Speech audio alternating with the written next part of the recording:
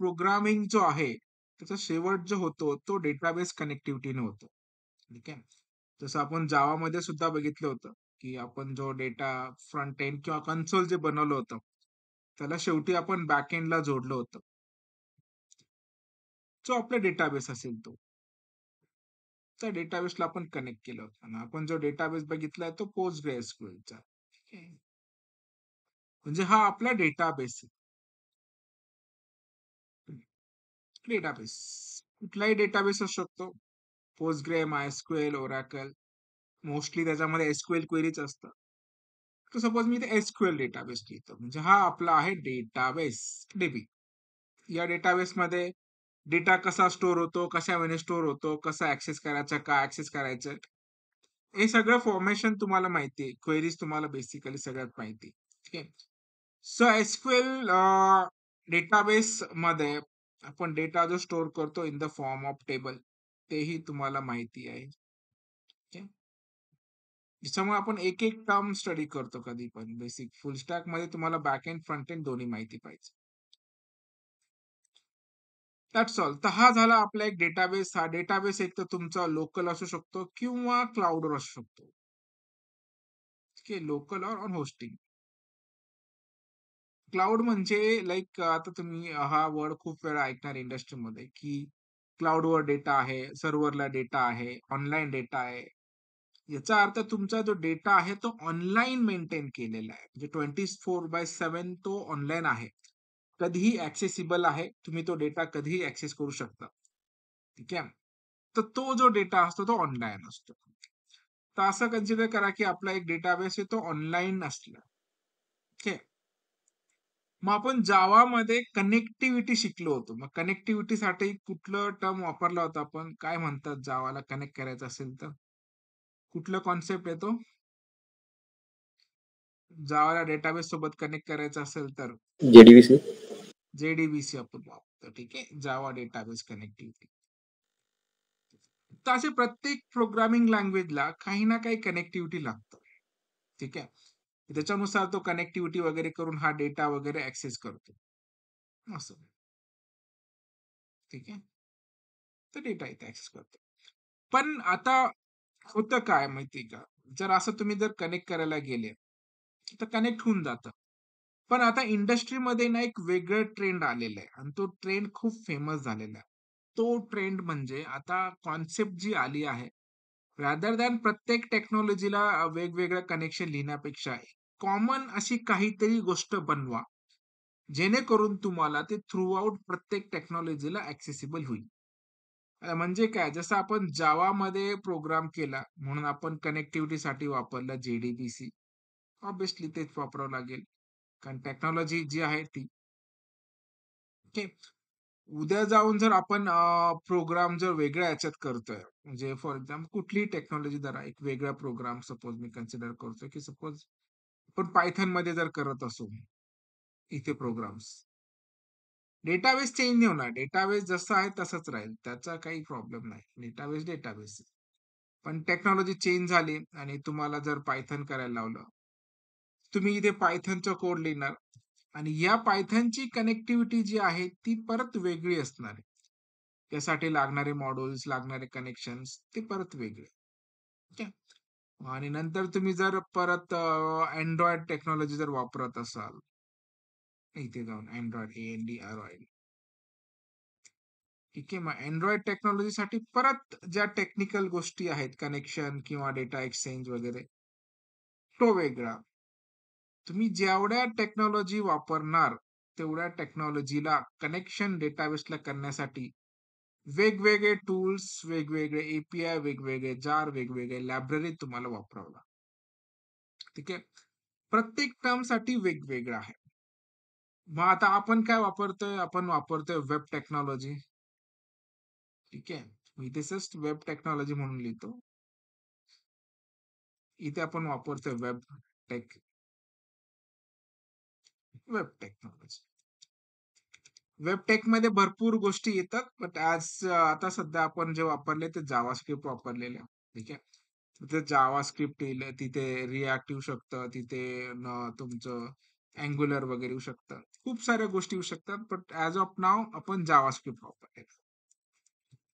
मग आता याच्यासाठी पण स्पेशल वेगळं करावं लागेल आणि वेबसाईटमधून डेटाबेस कनेक्ट करणं थोडंसं हेक्टिक जातं. ठीक आहे. त्याच्यामुळे ह्या सगळ्या गोष्टी कन्सिडर करता इंडस्ट्रीने एक विचार केला म्हणजे डेव्हलपरनीच. वेगवेगळे प्रोग्रामिंग लँग्वेजेस, वेगवेगळे कॉन्सेप्ट, वेगवेगळे टर्म्स इन्व्हेंट होत राहतात. हे सगळ्या गोष्टीचा अभ्यास करूनच, की याला ओव्हरकम कसं करता येईल. जस्ट इमॅजिन करा ना, आपला डेटाबेस एकच आहे. पण टेक्नॉलॉजी जशी चेंज होते, तसं आपल्याला काय करावं लागतंय, सगळं चेंज करावं लागतं. इव्हन दो Androidसाठी वेगळं, Javaसाठी वेगळं, Pythonसाठी वेगळं आणि कधी-कधी तुमचा iOS ॲप पण असतो. iPhoneचे ॲप्लिकेशन्स. त्याच्यासाठी पण वेगळं कोड करावं लागतं. iOS. बघा, म्हणजे टेक्नॉलॉजी चेंज झाली तर आपल्याला तो कनेक्शन-बिनेक्शन कुठलंच कॉमनली यूज होणार नाही. प्रत्येकाला वेगळा कोड करावा लागतो. मग या सगळ्यांसाठी अशी काय कॉमन गोष्ट आहे, जेणेकरून आपण एकदा जर करून ठेवली, तर ते प्रत्येकाला समजेल. यालाही समजेल, यालाही समजेल, यालाही समजेल, यालाही समजेल. इन शॉर्ट सिंपलचं उदाहरण द्यायचं झालं, तर आपल्याला माहिती आहे की डेटाबेस आपल्याला डेटा लागणार आहे. मग ह्या डेटाबेसला लँग्वेज समजते एसक्यूएल आणि प्रत्येकाची लँग्वेज आहे वेगळी. ह्या दोघांचा मिळून एक कॉमन लँग्वेज जर आपण बनवली, जे यालाही समजेल, यालाही समजेल, तर प्रत्येकासाठी सेपरेट कोड करत बसण्याची गरज नाही भासत. ठीक आहे. म्हणजे सांगायचं तात्पर्य इथे असं, जसं की आता आपण वेगवेगळे लँग्वेज बोलतो बघा. महाराष्ट्रामध्ये मराठी बोलतो, कर्नाटकमध्ये कन्नड, गुजरातीमध्ये गुजराती. प्रत्येक स्टेटचे वेगवेगळे लँग्वेज आहे. कलकत्त्यामध्ये बेंगॉली, तमिळ, आंध्र. मग एवढे लँग्वेज वेगवेगळे लक्षात ठेवण्यापेक्षा एक अशी कॉमन लँग्वेज जर आपण बनवली, फॉर एक्झाम्पल इंग्लिश समजा. आता इंग्लिश लँग्वेज ही महाराष्ट्राला पण समजेल, गुजरातला पण समजेल, पंजाबला पण समजेल, तामिळनाडू, आंध्र प्रदेश, कर्नाटक सगळ्यांनाच समजते. ठीक आहे. तसंच एक आयटी इंडस्ट्रीमध्ये लिओ ऑरिस्टरी म्हणून एक कॉन्सेप्ट जनरेट केली त्यांनी केलं. त्या जनरेटला आपण एपीआय म्हणतो कॉन्सेप्टला. कुठलाही जॉब ओपनिंग बघून घ्या तुम्ही, कुठल्याही जॉबचं पोझिशन्स विदाऊट एपीआय तुमचं कंप्लीटच होणार नाही. कुठेही जा तुम्ही, कोणताही जॉब ओपनिंग बघा. तुमचं Indeedवर वगैरे अकाउंट करून ठेवा. ठीक आहे. नंतर क्लास झाल्यावर मी सांगणारच आहे कसा रिझ्यूमे बनवायचा, कुठे बनवायचा, काय बनवायचा. ते होईलच आता आपण. एक 10-1 दिवसात आपलं सगळं होऊनच जाईल कोर्स. त्यामुळे तुम्हाला मी बाकी गोष्टी सांगेल. रिझ्यूमे बनवण्यापासून, जॉब सर्चिंग पासून कुठले. तुम्ही आता जावा डेव्हलपर फ्रेशरसाठी तुम्ही जॉब अप्लाय करू शकता. लोकेशन कुठलंही टाका. सर आता मी पुणे, महाराष्ट्र टाकतो. फाईन.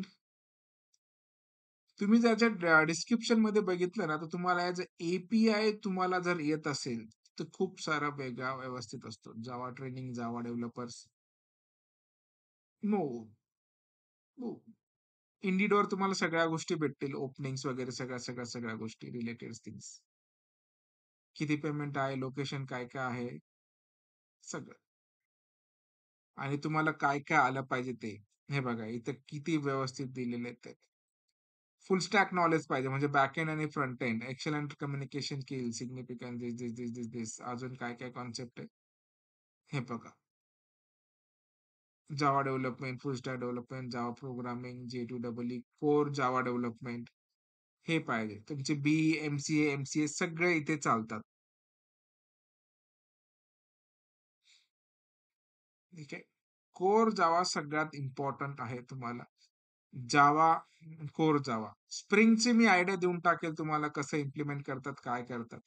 त्याच्यामुळे हे फ्रेमवर्क लेव्हलचं आहे. एम-व्ही-सी काय असतं आणि स्प्रिंग काय असतं, हे तुम्हाला मी सांगेल. आपण सर्व्हिसेस आणि जे-एस-पी तर घेणारच आहे. ते मी तुम्हाला सांगणारच. ठीक आहे. तो पार्ट आहे. हे बघा इथे काय-काय आलं पाहिजे तुम्हाला. सर्व्हलेट आपण घेणार आहे. जे-एस-पी आपण घेणार आहे. एच-टी-एम-एल आपलं झालंय. सी-एस-एस आपलं झालंय. जावास्क्रिप्ट चालू आहे. ओके. तुम्हाला jQueryचं पण मी टर्म सांगू देईल काय असतं. थोडंसं डिफरन्स आहे जावास्क्रिप्ट आणि jQueryमध्ये छोटंसं. आणि शेवटी मी तुम्हाला स्प्रिंग सुद्धा सांगेन. ते तुम्हाला जावा पोझिशनच्या सगळ्या रिलेटेड मी तुम्हाला असं सांगणारच आहे. ओके. हे बघा इथं तुम्ही अजून बेसिक काय झालं पाहिजे, कोर जावा खूप स्ट्रॉंग इन कोर जावा. कारण कोर आलं तर बाकी सगळं येणार. नाही तर काहीच येणार नाही. जावा स्क्रिप्ट आलं पाहिजे तुम्हाला किंवा other scripting languages. Okay. Object oriented programming concept खूप व्यवस्थित पाहिजे. ओके. त्याच्यामुळे ते पण तुमचं व्यवस्थित झालेलंच आहे. बस. कुठल्याही टेक्नॉलॉजीमध्ये तुम्हाला जावा सर्टिफिकेशन्स, लायसन्स और सर्टिफिकेशन पेपर्स. सर्टिफिकेशन तुम्हाला मी भेट देणारच आहे. कोडिंग शिकवचं.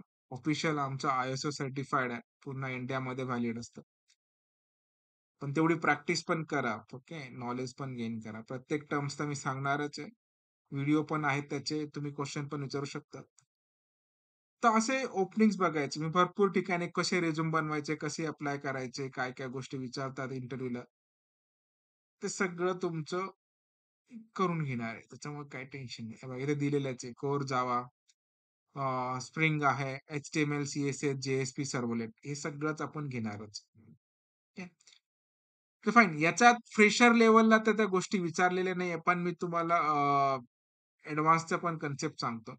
ते जर तुम्हाला ह्याच लेव्हलला जर माहीत झाल्या, तर तुम्हाला पुढे काहीच प्रॉब्लेम येणार नाही. हे बघा इथे पण दिलेलं आहे. Designing and maintaining MySQL database. ठीक आहे. डेव्हलपमेंटचा वेगळा पार्ट आहे. पण बघा तो नॉलेज तुम्हाला जावासाठी काम तर येतोच आहे. पण त्यातल्या त्यात तुम्हाला PHP डेव्हलपरला पण काम येतं बघा. HTML, CSS, JavaScript, jQuery, bootstrap आपण बघितलं होतं. तो पार्ट आहे. Designing and maintaining MySQL database tables. So directly, indirectly तुम्हाला सगळीकडे कामाची येणार आहे. ओके. तर तो आपण इथे होतो की ह्या सगळ्या टेक्नॉलॉजीला वेगवेगळ्या कनेक्टिव्हिटी वगैरे करावं लागतंय. मग अपार्ट फ्रॉम दिस आपण असं काय करू शकतो? तर आता API म्हणजे तुम्ही एक असं कन्सिडर करा की इंग्लिश लँग्वेज, ठीक आहे, जी की सगळ्यांना समजणार. आता API म्हणजे इटसेल्फ एक प्रोग्रामिंग लँग्वेज नाहीये. तो एक जस्ट टर्म्स आहे, कॉन्सेप्ट आहे. त्याला ॲप्लिकेशन प्रोग्रामिंग इंटरफेस म्हणतात. याचा जो फुल फॉर्म आहे तो ॲप्लिकेशन प्रोग्रामिंग इंटरफेस. माहिती पाहिजे तुम्हाला पण. ठीक आहे. ॲप्लिकेशन मी शॉर्ट फॉर्म लिहितो. Programming interface.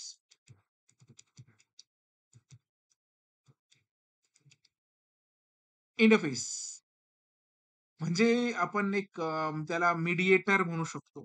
जो की याचा ऐकतो त्याला देतो. ठीक आहे. मग API म्हणजे इन शॉर्ट एक मीडिएटर. API म्हणजे एक जनरल एक URL असते. ओके. त्या URL ला हिट केल्यानंतर एक रिस्पॉन्स येतो आणि तो रिस्पॉन्स जो असतो इन द फॉर्म ऑफ तो जेसन असतो. ठीक आहे. रिस्पॉन्स म्हणजे तुमचा जेसन डेटाबेस. जेसन हे जेसन मध्ये रिस्पॉन्स असतो. जेसन जावास्क्रिप्ट ऑब्जेक्ट नोटेशन्स त्याचा फुल फॉर्म आहे जेसनचा. ठीक आहे. एक लक्षात राहू दे. हा सगळं इंट्रोडक्शन देणार आहे. उद्या आपण प्रॅक्टिकली बघणार आहे. सो बेसिकली हा झाला तुमचा JavaScript object notations. JSON. JSON ही कुठली प्रोग्रामिंग लँग्वेज नाहीये लक्षात घ्या. पहिली गोष्ट. ठीक आहे. तिथे मिसकम्युनिकेशन नाही व्हायचं, मिसअंडरस्टँडिंग नाही व्हायचं. जावास्क्रिप्ट ऑब्जेक्ट नोटेशन हे जेसनचा फुल फॉर्म आहे. जेसन एक प्रोग्रामिंग लँग्वेज नाही. It is just a data format आहे which is use to exchange information over the internet. ठीक आहे. त्याच्यामुळे जेसन काय कोणी विचारलं तर तो एक असा लँग्वेज प्रोग्रामिंग लँग्वेज वगैरे नाहीये. तो फक्त एक डेटा फॉर्मॅट आहे आणि तो असा डेटा फॉर्मॅट आहे, तो प्रत्येक टेक्नॉलॉजीला समजतो. ठीक आहे. म्हणजे पायथॉनला पण समजेल, जावाला पण समजेल, iOSला पण समजेल, Androidला पण समजेल आणि कुठल्याही वेब टेक्नॉलॉजीला समजेल. म्हणजे कॉमन लँग्वेज तिथे बनून जाते. ठीक आहे. म्हणून जेसन API जे असतात ते सगळ्यांना समजतात. म्हणजे एकदा आपण API बनवून जर ठेवलं, तर ते प्रत्येक टेक्नॉलॉजीला तो ऍक्सेसिबल असतो. ठीक आहे. म्हणून आता सगळ्या इंडस्ट्रीज काय करतात, हे करून टाकतात. कॉमन गोष्ट एपीआय बनवून टाकतात आणि एपीआय डेव्हलपमेंटला ज्याला कॉल करता येतात त्याला जॉब भेटतो. आता सध्याची स्थिती अशीच आहे. ठीक आहे. म्हणून आपल्याला एपीआय कसे कॉल करतात जावास्क्रिप्टमध्ये आणि कुठली टेक्निक वापरतात, काय-काय असतं ते आपल्याला समजून घ्यायचंय. त्याच्या आधी जेसन बद्दल थोडंसं समजून घ्यावं लागेल, की जेसन काय असतं. तुम्हाला आता आयडिया आला असेल, की एक डेटा फॉर्मॅट आहे. तो डेटा एक्सचेंज करण्यासाठी यूज होतो ओव्हर द इंटरनेट. म्हणजे जावामध्ये आपल्याला काही डेटाबेसचा डेटा पाहिजे असेल, तर आपल्याला इथे क्वेरी लिहित बसायची गरज नाही. ओके. ते एपीआय मध्ये असतात. मग आता एपीआय साठी आपल्याला सर्व्हर साइड स्क्रिप्ट लिहावं लागतं. ठीक आहे. याला हा जेसन डेटा भेटत असेल म्हणजे इथे आपल्याला कुठली तरी टेक्नॉलॉजी मध्ये स्क्रिप्ट लिहावं लागतं. Scripting languages. ठीक आहे. इथे सर्व्हर साइड स्क्रिप्ट असते आपली. ठीक आहे. Server side script S-S-S. त्याचं लक्षात घ्या. एस-एस-एस म्हणजे सर्व्हर साइड स्क्रिप्ट लिहावं लागतं. मग सर्व्हर साइड स्क्रिप्ट खूप सारे आहेत. पी-एच-पी वापरलं जातं. कधी-कधी पायथन वापरलं जातं. .NET वापरतात. नोड एक्सप्रेस वापरतात. मग या स्क्रिप्टमध्ये एसक्यूएल क्वेरी वगैरे असते आणि ह्या क्वेरी थ्रू जो डेटा जनरेट होतो तो in the form of Jason मध्ये कन्वर्ट करावा लागतो. आणि एका URL ला हे फाईल अपेंडेड असते. म्हणजे ती URL हिट केली की हा क्वेरी फायर होते आणि हा जेसनचा डेटा इथे दिसायला लागतो. मग ही URL चा वापर आपण इथे प्रत्येक टेक्नॉलॉजीला करणार. ठीक आहे. मी डायरेक्ट कोडिंग शिकवत नाहीये बिकॉज ही कन्सेप्ट लक्षात आली पाहिजे आणि ही वर्ल्ड वाईड सेम आहे आणि हीच राहणार आहे पुढे जाऊन सगळीकडे.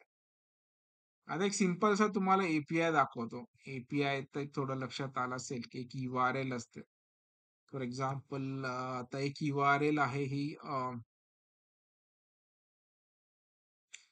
आहे की नाही माहिती नाही माझ्याकडे आता आपण बघून घेऊ.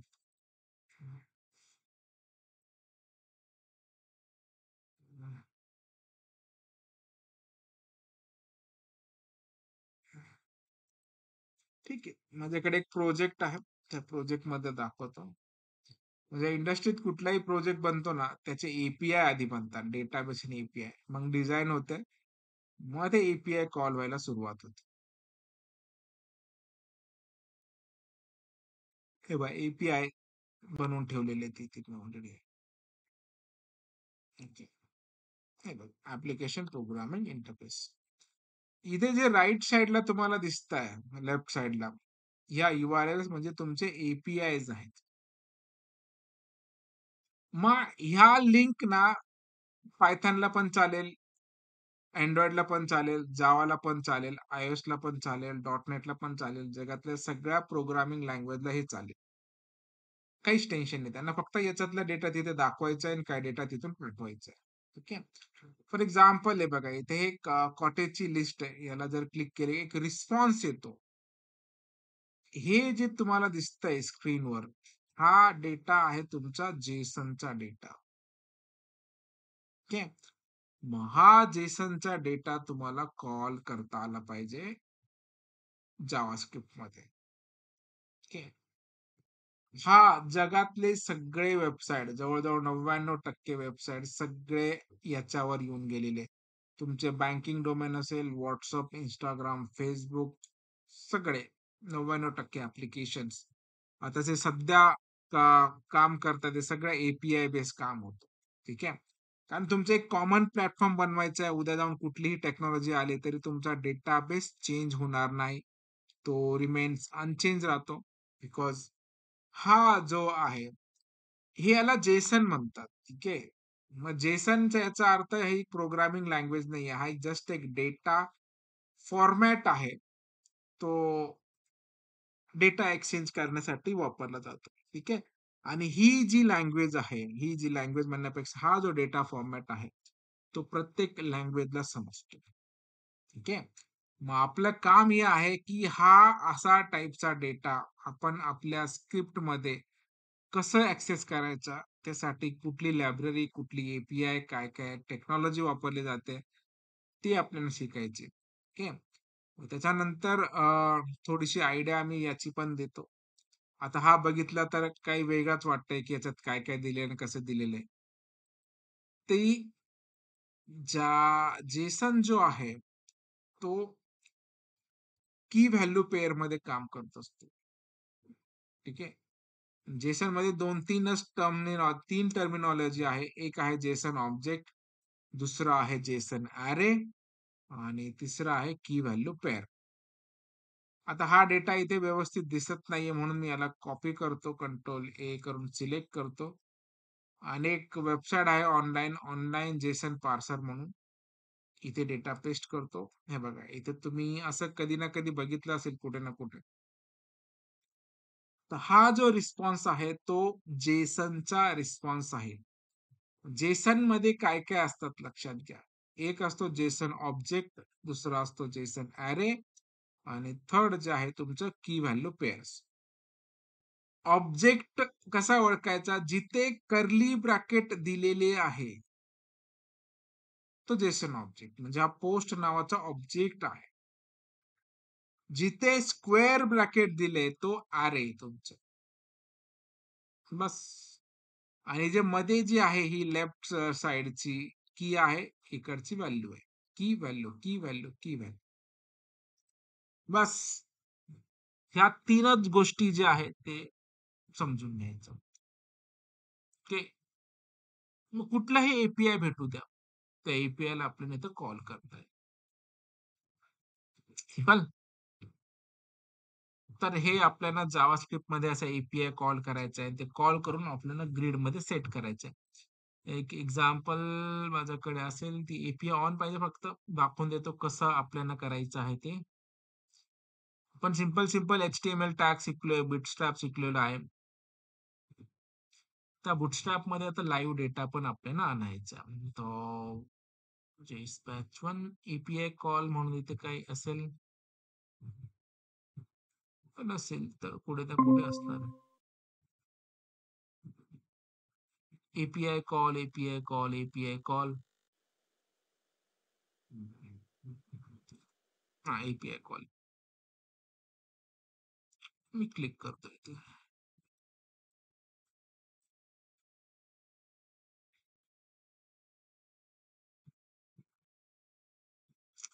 जे URL वगैरे चेंज झाले असेल ते बघावं लागेल.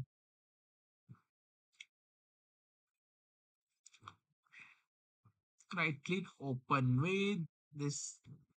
असा कोड आपल्याला करायचं शिकायचं पण ते उद्या सांगणार आहे. मी आज फक्त कॉन्सेप्ट सांगायची होती मला. हे बघा, डोमेन चेंज झालेलं आहे ना, त्याच्यामुळे प्रॉब्लेम. ओके. इथे मला codingck.com करावं लागेल. codingshike.com. हे होस्टेड असतं ना ऑनलाईन. हे रन करून बघू आधी वर्क होतंय का नाही.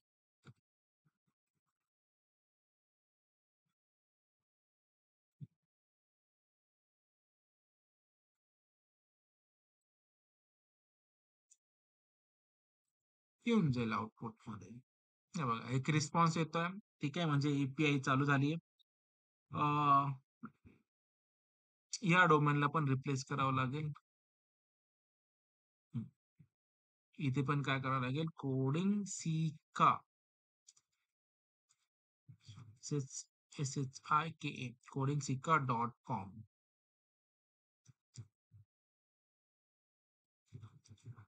ठीक आहे. तर ही फाईल मी रन करतो इथे एपीआय कॉल साठी. Run without debugging. क्रोम असा एक यूआय बनवून घेतला आणि इथे मी आता हिट करतो. म्हणजे तो एपीआय कॉल होईल आणि डेटा इथे सेट होईल बघा. म्हणजे हा लाईव्ह डेटा असतो जो डेटाबेस मध्ये. आपण जेडीबीसी सारखं वगैरे काही करत बसायची गरज नाही. सिंपल एपीआय कॉलिंगचं शिकून घ्यायचं. बाकी सगळा डेटा ऑटोमॅटिकली येत जातो. बस.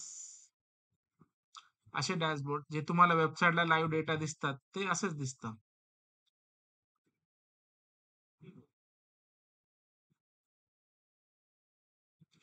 एवढं शिकायचं. पण स्टॅटिक माहिती की हा डॉम ऑब्जेक्ट याचा डेटा कसा सेट करायचा, इनर एचटीएमएल वगैरे किंवा आयडीचा अगेन डेटा वगैरे सेट करायचा. हा टेबल टॅग आहे टी-आर-टी-डी ने सेट करता येतो. फक्त हा फिक्स डेटाने सेट करता तो ऑनलाईन डेटा घेऊन यायचा एपीआयने आणि ते सेट करायचं.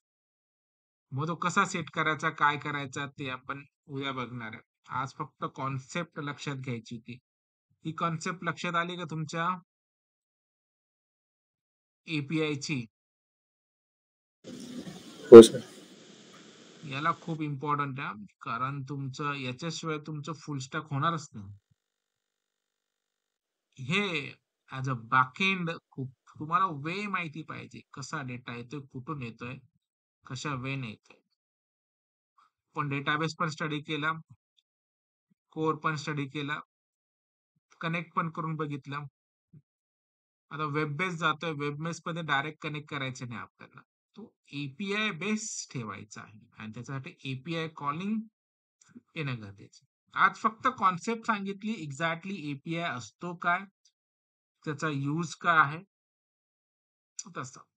जस्ट एक सिंपल अंडरस्टँडिंग ठेवायची, की तो डेटाबेसमध्ये आपण शेवटी डेटा स्टोअर करतो आणि तिथूनच डेटा घ्यायचा आहे. आता सुरुवातीचा जो काळ होता, प्रत्येकाने सेपरेट वे त्याने स्वतःचा बनवून ठेवला होता, की जावाच्या वेळेस जेडीबीसी, याच्या वेळेस रिक्वेस्ट मॉड्यूल, याच्या वेळेस एक्झॉस्ट मॉड्यूल, याच्या वेळेस स्विफ्टचा आहे, याच्या वेळेस वोली लायब्ररी आहे. मग आता सगळ्यांना काढून त्यांनी काय करून टाकलं, एक कॉमन लँग्वेज बनवून टाकलं. जेणेकरून काय झालं, प्रत्येकासाठी वेगवेगळे बनवत करायची गरज नाही. एक कॉमन बनवून टाकलं आणि तो डेटा जेसन मध्ये येतो. जेसन हा पार्ट आहे जो सगळ्यांना समजतो. That's all. आणि जेसन म्हणजे एक जस्ट एक डेटा फॉर्मॅट आहे. त्याच्यामध्ये जेसन अरे, जेसन ऑब्जेक्ट असतात. जेसन ऑब्जेक्ट जो आहे, जिथे कर्ली ब्रॅकेट दिसतात तो आपला जेसन ऑब्जेक्ट आहे आणि जिथे स्क्वेअर ब्रॅकेट आहे तो जेसन अरे. आणि मधला सगळा डेटा की व्हॅल्यू पेअर वर दिसतो. ठीक आहे. की व्हॅल्यू पेअर, की व्हॅल्यू पेअर. तुम्ही इथे दिसतंय तुम्हाला नंबर ऑफ व्हेकल स्कॅन 46 12,900 हे काउंट कुठे दिसतंय तुम्हाला? 46 12,900 आरटीओ रजिस्टर डेटा. तो ऑनलाईन डेटा आहे. ठीक आहे. चालेल. आपण आता बाकीचं जे आहे उद्या बघू.